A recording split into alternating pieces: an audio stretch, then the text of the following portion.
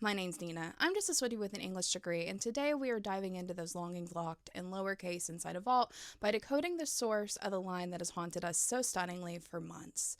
Today we are decoding Guilty as Sin, what may be the most surprising song to come from the Tortured Poets department, and unlike anything that Taylor Swift has given us before.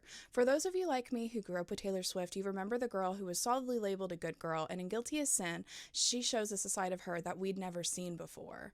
In Guilty as Sin, she shed her good girl demeanor and confronts her own desires, and we have to talk about it.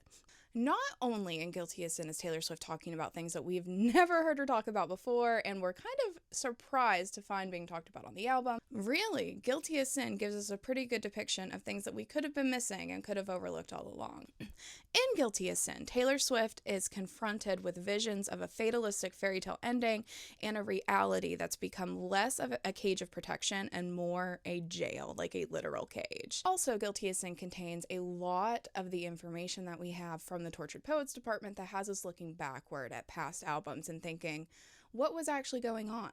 Let's dive into it together after a word from our sponsor. Something you all should know about me, that is if you haven't figured it out already, is that I am for female empowerment in all the ways that women can be empowered. I strongly believe that no one should feel shame for anything that is just inherently human, and that includes sexual health and wellness. No one should feel guilty as sin for something that is completely natural and even good for your mental health, which is why I was so excited when Bellesa reached out to me. Bellesa holds these same values as I do for female empowerment, and I was so excited to see that they felt this way. Bellesa is a by women company for all things sexual wellness. Their mission is to empower women to embrace, explore, and celebrate their sexuality. And can't everybody get behind that? My friends at Bellesa and I are offering all of my viewers a free toy or a free gift card if they click the link in the description of this video. Everybody is a winner. I first discovered Bellesa even before they reached out to me because they are everywhere on Book Talk. If you know, you know. They have a 2-year warranty on their products, and the discreet packaging on them actually makes it to where if somebody sees it in your bag, they're not going to know that it's a toy. They are just going to think that they are headphones. They literally look like my husband's headphone case, except it is pink. This one is super cute, and it is actually called the Pebble. Bellesa is partnering with me on this video so that if sexual wellness is something that you don't think about a lot, or if it's something that you would like to try for you and a partner, I encourage you to hit that link in the description. Like, sometimes sexual health and wellness is not something that we think about a lot, and some people even see it as taboo. So I am not one of those people, so I will encourage you. Enter the giveaway, get a free toy or a gift card, and try it out for yourself. We don't feel guilty as sin here because there's no need to be. Now, back to the video. And of course, just as a reminder, on this channel we read lyrical tea leaves. Everything is alleged. I know nothing, but I'm a pretty good context guesser, so let's talk about the song. And Guilty as Sin starts with, drowning in the blue Nile, he sent me downtown lights. I hadn't heard it in a while. First off the bat, the he in question here is highly suspected to be Matty Healy, and, you know, for the Tortured Poets department, a lot of the songs are suspected to be about Matty Healy. He has also pretty much admitted that this song is likely about him because he posted on Twitter, or I guess X now, on November 23rd of 2024, I think I sent my last Uber driver the downtown lights. He didn't think it was coded. He is employed though.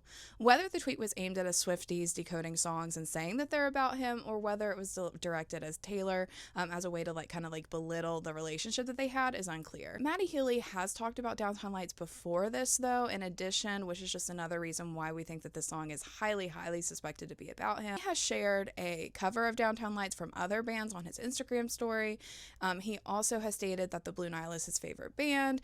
He also has said that the 1975 song Love It If We Made It was inspired by the Downtown Lights, calling it Blue Nile on steroids. So a mention of the Blue Nile and Downtown Lights specifically seems pretty deliberately to point to Matty Healy. I also think a case could be made though for the visual imagery that a Blue Nile gives you, and she depicts here stating that she was drowning in the Blue Nile. I think that this is an interesting imagery as well, and the Nile being the longest river in the world, added on with the fact that she has used blue to depict sadness as well as blue to depict some situations with Joe in the past. I also could see her just using Blue Nile and drowning in it as imagery of literally being drowning in this blue river of sadness. I could also see that as well. Now, whether this was actually their first interaction, of course, we have no idea, but I do think that the imagery of it is very interesting. Imagine that they were having a musical discussion or something, and he dropped Downtown Lights as a reference point in her chat, and that's kind of how everything began. We don't know that, but it's interesting to think about. And she follows it with, I hadn't heard it in a while, which of course is referencing the song itself, Downtown Lights by the Blue Nile, but this also could be referencing the fact that she hadn't heard from this other person in a while as well, and it can refer to another potential theme of like this other person. And you guys know, we have done this for a while now. I am obsessed with the fact that Taylor Swift gives us so much imagery or really shows us instead of just like telling us. And immediately following this receival of Downtown Lights from the Blue Nile, she tells us how she's feeling when she receives it. My boredom's bone deep. This cage was once just fine. Am I allowed to cry? Here she's referencing her boredom in her current life state. Luckily, she's referencing her 6-year relationship with Joe Alwyn. At the time, she references this relationship by stating, this cage was once just fine, which is similar imagery that we see in Fresh Out the Slammer, depicting the same kind of thing where you're feeling stuck or you're trapped or you are in a literal cage. The next line she states, am I allowed to cry? And I've seen people think about or talk about how like this is in reference to like her place in life, like she shouldn't be allowed to cry. I actually think that it's in direct reference to the Great War from Midnight's, because in the Great War, Taylor depicts in great detail what I believe to be most likely a fight that she had with Joe Alwyn. She is depicting a literal war battle with good faith treaties and memory gardens, and she says multiple times in the Great War, I vowed not to cry anymore if we survived the Great War. What's so heartbreaking about this line to me is that I believe that her and Joe did survive the Great War and they did get through that fight. And I think her deliberately pointing in Guilty as Sin, saying, am I allowed to cry, is pointing out the fact that they did make it through, but she's still sad. Is she allowed to cry, even though she vowed not to cry anymore? And it's heartbreaking to me because I feel like she is saying that they did get through what she thought was their worst fight, and she did vow not to cry anymore. But here she is on the other side of it, having made it through, asking the question, can I cry? What do you do if you are just not happy? How do you confront that? And for one, how do you confront that and tell the world? And now here she is getting Downtown Lights from most likely Matty Healy, and she's thinking, she's wondering, have I made a mistake? She follows up this next part with, I dream of cracking locks, throwing my life to the wolves, or the ocean rocks, crashing into him tonight. He's a paradox. I'm seeing visions. Am I bad or mad or wise? Her stating, I dream of cracking locks, throwing my life to the wolves, is depicting her envisioning what it would mean to leave her current relationship and make a different choice. She dreams of throwing her life over the ocean rocks and letting the pieces fall where they may. It's like she is questioning what the repercussions will be, and she's thinking about it. She's wondering, should she make a different decision? Likely she's longing for the freedom to even be able to make a choice and being able to make a decision without facing the repercussions of it.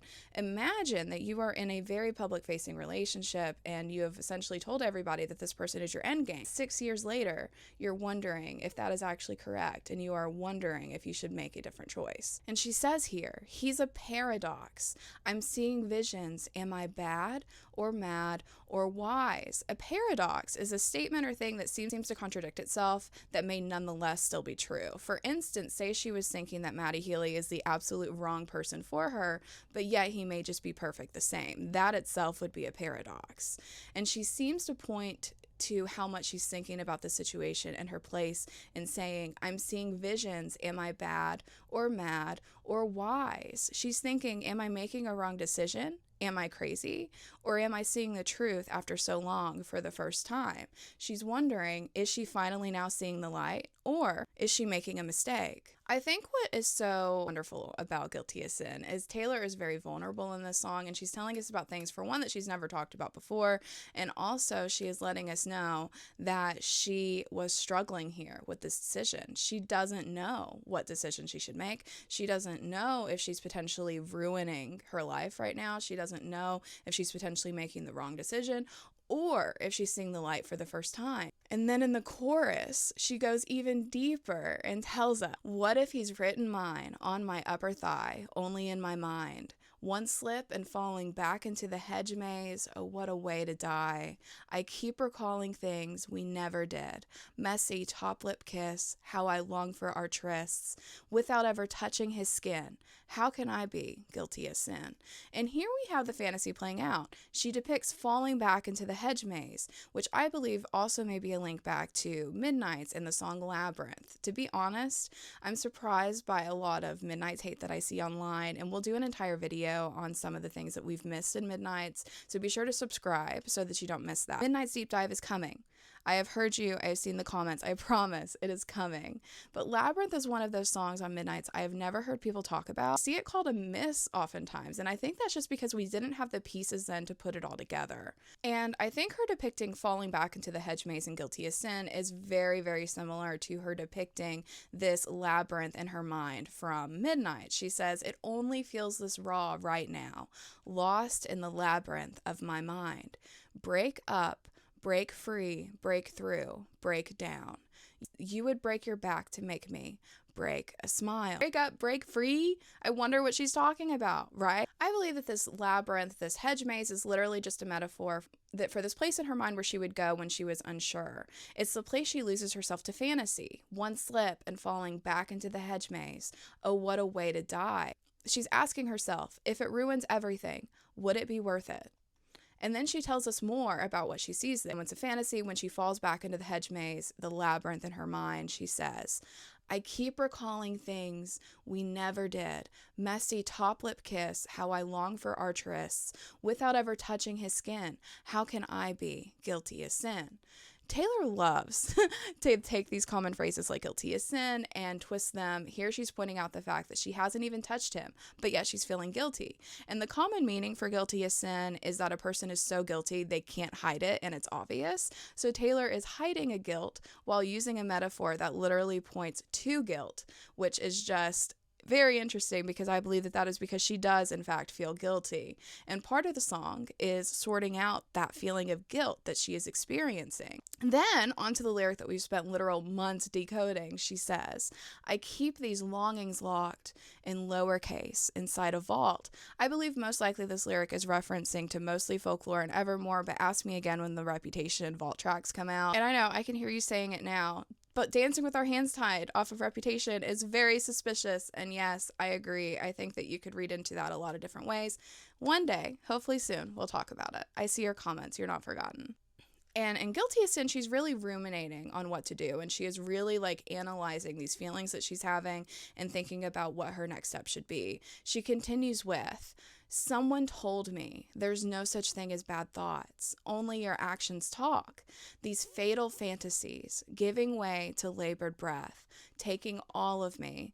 We've already done it in my head." I just want you all to know. She didn't have to tell us any of this. She honestly didn't. And honestly, like, one of the most shocking things on the Tortured Poets department is how honest Taylor is being and how vulnerable she's being in a lot of this music, because she's telling us about things that she has never told us about before. In Guilty as Sin, she is literally telling us about having visions of another relationship while in a relationship, and that opens up a lot of questions, and it also opens her up to criticism. And it's very interesting that she gave us this. And honestly, we don't talk about it enough. One of the many things that I really love about the Tortured Poets department is the fact that Taylor has put the years of long-suffering propriety behind her here. The honesty in Guilty as Sin is shocking, and lyrically discussing longings she's locked away while in a relationship with another person is just wild. And I honestly didn't have it on my bingo card when the Tortured Poets department came out. She opens up this discussion by admitting that she's not completely innocent in the demise of the relationship. She says herself, "Someone told me there's no such thing as bad thoughts. Only your actions talk." Like, she's reasoning with herself. She's rationalizing the feelings that she's having. She's saying, well, I haven't touched him, so it must be okay, right? And then that takes me back to Labyrinth for Midnight. Break up, break free, break through, break down, like she says in Labyrinth. And honestly, I don't know how we missed it. And then she continues the stanza with more reasons she should be considering it. She is telling us so much in Guilty as Sin. And I think part of the whole thing with Matty Healy here, and part of the reason that we see so much of this reasoning in Guilty as Sin, is because Taylor is a hopeless romantic at heart. We know that she has this fatalistic idea for love, and she thinks that some things can be meant to be. And I think that, honestly, that is a big part of what we're seeing with the Tortured Poets Department as a whole, and with Guilty as Sin, is because she was ruminating on this decision and thinking about potentially trying a relationship with Matty Healy, and she saw it almost like this fatalistic thing that was meant to be. Like, they had that fling that they had in 2014, and they were always coming back to each other. We see her reference this in Peter, and we see her reference talking about childhood moments in the Tortured Poets Department multiple times, as if she's looking at this thing that is going to work out eventually in the end. And we see her talking about this fatalistic idea. We see it in Fortnite even, where she's talking, we see it in Fortnite even when she's talking to a person who has a wife, and while she has a husband, and she says, I love you, it's ruining my life. We see her reference this kind of thing. So I think that that is a lot of what we're seeing in Guilty as Sin, is she is ruminating on it. She is thinking about her decisions, and she is trying to figure out what is the right one. She alludes to this in the very next part of the stanza, where she says, if it's make-believe, why does it feel like a vow? We'll both uphold somehow. And of course, a vow is like a wedding vow. It's like a promise that is going to be kept. A vow is a very serious thing. And she is essentially saying, this can't be made up in my mind, because I feel like it's a vow we'll both uphold somehow. It's like she's trying to decide whether this is a fatalistic destiny for her, or if it's truly just in her head. And she's just back into the Hedge Maze again. She's falling back into it. But the lyrics are different and even more shocking in the next part of the stanza, because she continues with, what if he's written mine on my upper thigh, only in my mind? One slip and falling back into the hedge maze, oh, what a way to die. My bed sheets are ablaze. I scream his name, building up like waves, crashing over my grave. Without ever touching his skin, how can I be guilty as sin? And if you had any doubt that she was talking about another person in this song, she effectively rids us of that doubt in this stanza. Her bed sheets are ablaze and effectively crashing over her grave, meaning she knows how this can end. She knows something is going to end here. But again, even if it ends up crashing over her grave and she ends up being ended without ever touching his skin, how can she be guilty as sin? It's like currently, right now, she still has deniability. At this point, I don't think anything had happened, but she's wondering. She's thinking about it. She's wondering, have I made a mistake? You guys know how I love all the biblical references on the Tortured Poets Department, and Guilty as Sin has even more, because of course it is, because we're talking about being guilty as sin. But she says here, she continues with, what if I roll the stone away? They're gonna crucify me anyway. Meaning, if I reveal the secret that I'm unhappy, that I'm thinking about moving on, if they, which I believe they is most likely the fans, get upset, they'll just get upset about something else later. They'll just be upset about it ending with Joe, no matter who she moves on to or any number of other things. So she is thinking about it. She is saying, if I reveal this secret, even if they get mad, they'll just get mad about something else. So does it even matter? Should she be keeping the secret? She's wondering, she's thinking.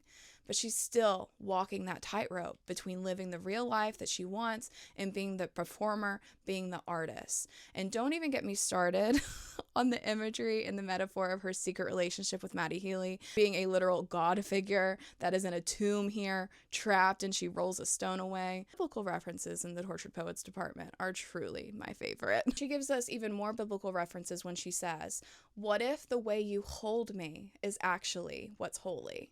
If long-suffering propriety is what they want from me, they don't know how you've haunted me so stunningly. I choose you and me religiously.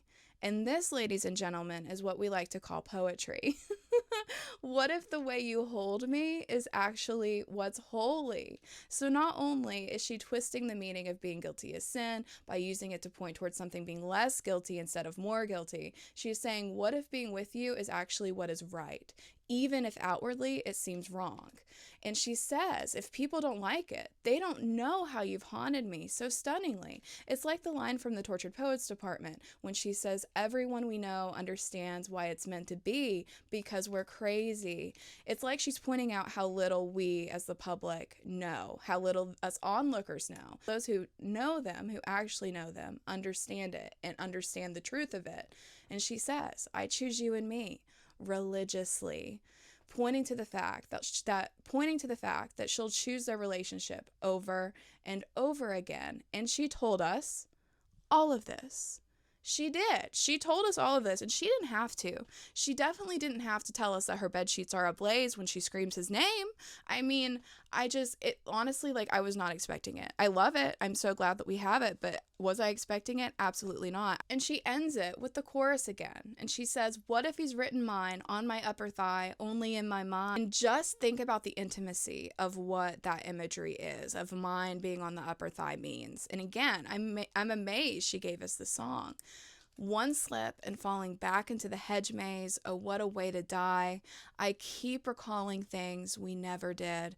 Messy top lip kiss, how I long for our tryst, without ever touching his skin. How can I be guilty of sin?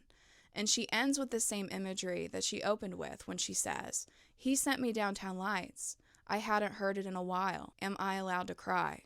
And I believe that is to show how quickly downtown lights can become being guilty of sin, one slip, and you're falling back into the hedge maze. Oh, what a way to die. And I think it's really important, this follow-up on, am I allowed to cry? Because that is a very important question that she is ruminating on, she's battling with, because I believe her and Joe did survive the fight in the Great War, and that now she is seeing that just surviving the fight, maybe that wasn't enough, because she's still unhappy, and she is struggling with the fact that she vowed not to cry anymore if they survived the Great War, but now her tears are different, and they're for a different reason. It's not just that fight anymore. Her tears now are from her own labyrinth and her own mind, and because she's not happy, even though they survived it. And what do you do if you're just not happy and you're on the world stage? You write guilty of sin, and you give it to us a couple years later. That's what you do. I absolutely adore this song. I love it. The imagery is some of my favorite, and it is the gift that has given us so much to talk about. Let me know what you guys think in the comments. Are you a guilty as sin stan? I believe this was actually my third or fourth most listened to song in 2025 so far. So I am a guilty as sin stan. I absolutely adore this song. I am still surprised that she gave it to us, and I think that it is very important when we look at this wondering stage and we look at this imagery of her deciding what steps she needed to make and what she needed to do in her relationship. Everyone who made it this far in the video, I so appreciate it. Feel free to click the link in the description if you want to support me and the sponsor. Otherwise though, I will see you guys next week. Leave any comments below on things that you want to see from me. I think next week I kind of want to do a fun video, so I'll be posting on my community page about what I'm thinking about that. But let me know what you guys are thinking below, and I will see you guys later. Bye.